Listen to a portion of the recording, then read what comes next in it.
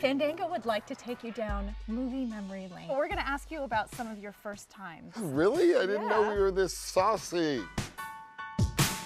So Vin, what was the first movie you ever cried in? It was a movie called Ordinary People. I would not have guessed that. And I could not stop crying because of my twin brother. I took it home with me and I was like, what if I couldn't save Paul? What if I couldn't save Paul? How about the first movie you took a date to?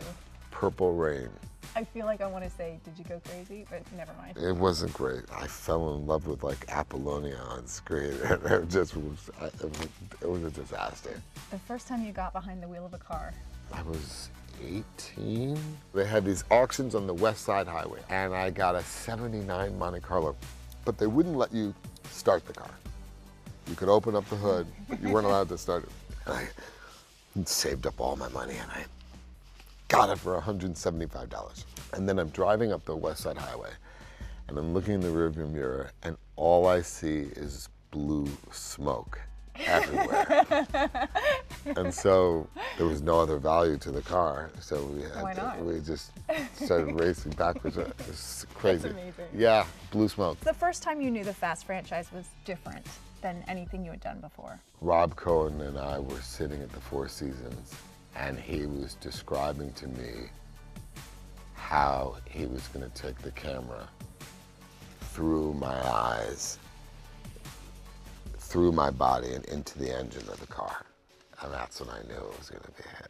The first time then you stepped on set for The Fate of the Furious, how did you feel? So many different emotions. The first time I went to Atlanta on set, it was a little bit heavy just to really imagine that we were doing this next chapter.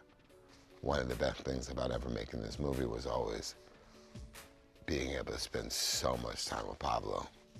That started here in these sound stages a year before we ever made the first movie.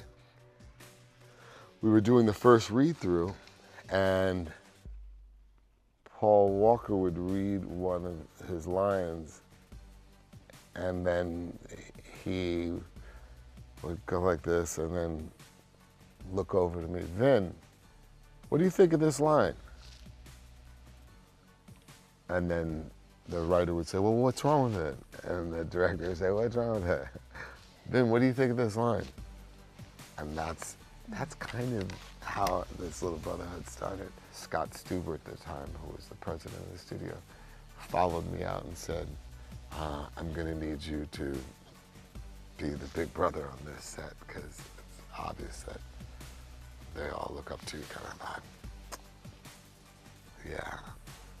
You were always my favorite. Oh, you angel. And I don't just say that to everybody. Thank you.